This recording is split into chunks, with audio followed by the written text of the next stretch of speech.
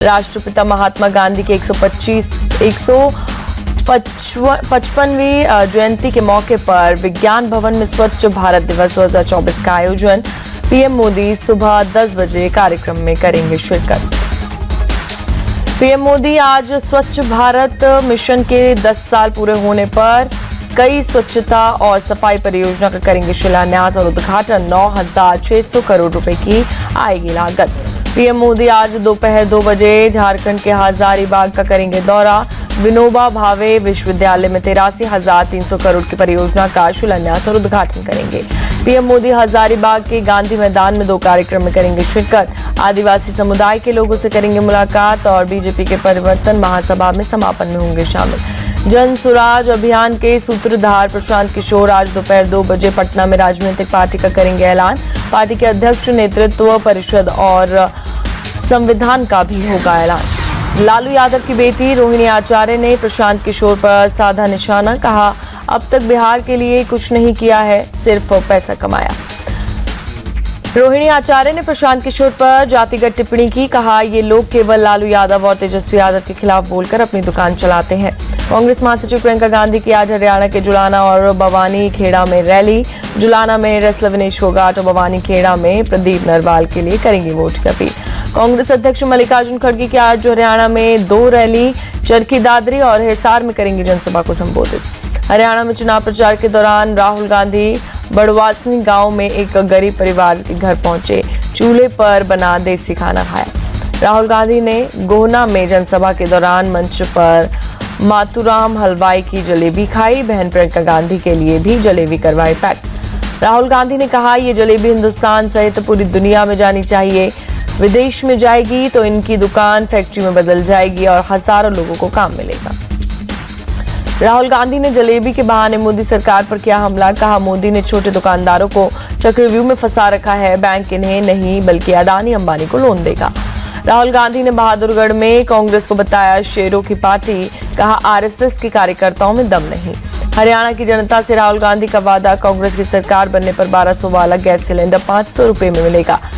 गुरमीत राम रहीम की पैरोल के खिलाफ चुनाव आयोग पहुंची हरियाणा कांग्रेस, चिट्ठी लिखकर पैरोल तुरंत रद्द करने की मांग। हरियाणा के पलवल में पीएम मोदी की हुंकार, कहा कांग्रेस का फॉर्मूला ना काम करो ना किसी को करने दो। कांग्रेस को जो गलतफहमी मध्य प्रदेश में थी वही हरियाणा में पलवल में बोले पीएम मोदी, तीसरी बार भी बनेगी बीजेपी सरकार। पीएम मोदी बोले कांग्रेस को पाकिस्तान से मिलता है समर्थन, ये देश के लिए बेहद खतरनाक। आज की कांग्रेस अर्बन नक्सलियों के शिकंजे में। कैथल में केंद्रीय मंत्री शिवराज सिंह चौहान ने रोड शो किया। गोहला में उम्मीदवार कुलवंत राम के लिए मांगे वोट, कहा मोदी विरोध में राहुल झूठ पर झूठ बोल रहे हैं। हरियाणा के करनाल में बीजेपी सांसद रवि किशन की रैली, कहा माहौल एकदम अद्भुत है, बीजेपी यहां सरकार बना रही है। भारी संख्या में पूर्वांचल के लोग रैली में पहुंचे। हरियाणा में राहुल और मोदी के आने से असर नहीं पड़ेगा, आईएनएलडी के नेता अभय सिंह चौटाला का बयान।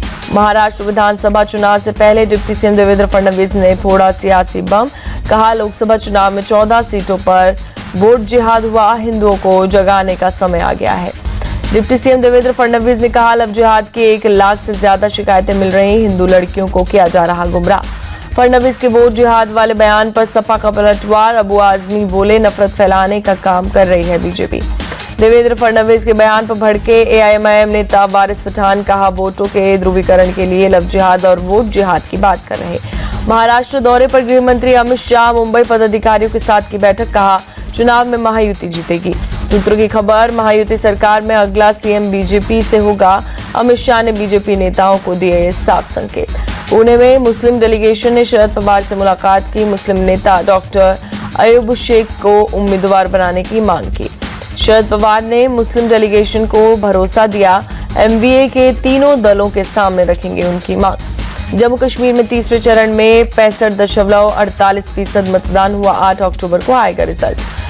कांग्रेस और जेएमएम की सरकार बनना मुश्किल, झारखंड बीजेपी सह प्रभारी हेमंत शर्मा का बयान। सीट शेयरिंग पर जब जरूरत होगी तब चर्चा करेंगे, झारखंड के सीएम हेमंत सोरेन का बयान। 6 अक्टूबर को अरविंद केजरीवाल लगाएंगे जनता की अदालत, दिल्ली के छत्रसाल स्टेडियम में होगा कार्यक्रम। यूपी के सीएम योगी आदित्यनाथ एक्शन में त्योहारों के सीजन में पुलिस को 24 घंटे अलर्ट रहने के निर्देश। पुलिस को सभी इलाकों में बढ़ानी होगी पेट्रोलिंग। त्योहारों में लोगों को नहीं होनी चाहिए किसी तरह की असुविधा। ग्रामीण इलाकों में बढ़ाई जाए बसों की संख्या। बुलडोजर एक्शन पर सुप्रीम कोर्ट की बड़ी टिप्पणी। हम धर्मनिरपेक्ष देश, सड़क के बीच मंदिर हो या दरगाह हटाना ही होगा। बुलडोजर एक्शन पर जारी रहेगी सुप्रीम कोर्ट की रोक। कोर्ट ने कहा अगर तोड़फोड़ अवैध पाई गई तो संपत्ति वापस करनी होगी। इलाहाबाद हाईकोर्ट में ज्ञानवापी वजूखाने के सर्वे मामले पर हुई सुनवाई। याचिकाकर्ता की तरफ से पूरक हलफनामा दायर किया गया।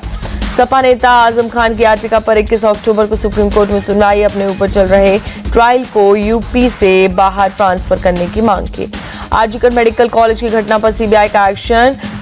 प्रेसिडेंसी जेल जाकर अभिजीत मंडल और संदीप घोष से पूछताछ की। कोलकाता रेप मर्डर केस को प्रदर्शन जारी। न्याय की मांग को लेकर डॉक्टर्स ने कॉलेज स्क्वायर से रविंद्र सदन पर मार्च निकाला। बदलापुर रेप केस में बॉम्बे हाई कोर्ट का एक्शन। 2 स्कूल ट्रस्टियों को प्री अरेस्ट बेल देने से इनकार किया। अयोध्या रेप केस में मोहिद खान का डीएनए मैच नहीं होने का मामला। सपा सांसद अवधेश प्रसाद बोले सीएम योगी की सोच एंटी मुस्लिम। मोहिद खान का डीएनए नहीं मैच हुआ, लेकिन जिसका मैच हुआ उसका रिश्ता सपा से। डिप्टी सीएम केशव प्रसाद मौर्य का बयान। सुप्रीम कोर्ट के आदेश के बाद तिरुपति प्रसादम विवाद में एसआईटी की जांच रोकी गई। आंध्र के डीजीपी ने दी जानकारी। वीडियो वायरल होने के बाद जिला विद्यालय अधीक्षक सोमारू प्रधान बोले यह स्कूल हमारे यहां से रजिस्टर्ड नहीं है, हालांकि इसकी जांच की जाएगी, दोषी के खिलाफ होगी कार्रवाई। नवरात्रि को लेकर अयोध्या प्रशासन का ऐलान। 3 से 11 अक्टूबर तक नॉनवेज की दुकानें बंद रहेंगी। उदयपुर में आदमखोर तेंदुए को मार गिराने का आदेश। अब तक 7 लोगों को कर चुका है शिकार। सितंबर में जीएसटी कलेक्शन में 6.5% का इजाफा। 1,73,000 करोड़ सरकार के खजाने में पहुंचा। भारत में मैन्युफैक्चरिंग सेक्टर में लगातार दूसरे महीने गिरावट दर्ज की गई। एचएसबीसी इंडिया ने पीएमआई रिपोर्ट जारी की। भारत ने होम ग्राउंड पर लगातार 18वीं टेस्ट सीरीज जीती। कानपुर में बांग्लादेश को 7 विकेट से रौंदा। 2 टेस्ट मैचों की सीरीज पर 2-0 से किया कब्जा। कानपुर टेस्ट की दोनों पारियों में अर्धशतक लगाने वाले यशस्वी जायसवाल को मिला मैन ऑफ द मैच का खिताब। 11 विकेट लेने वाले आर अश्विन बने man of the series. Bangladesh का क्लीन स्वीप करने के बाद टीम इंडिया WTC रैंकिंग में टॉप पर बरकरार। विश्व टेस्ट चैंपियनशिप के फाइनल में पहुंचने के लिए अब भारत को 8 में से 4 मुकाबले जीतने होंगे। विराट कोहली ने शाकिब अल हसन को अपने हस्ताक्षर वाला बल्ला तोहफे में दिया। शाकिब टेस्ट क्रिकेट से संन्यास का कर चुके ऐलान। टेस्ट सीरीज पर 2-0 से कब्जा करने के बाद भारतीय टीम T20 सीरीज के लिए तैयार। 6 अक्टूबर को बांग्लादेश के खिलाफ दिल्ली में खेला जाएगा T20 सीरीज का पहला मैच।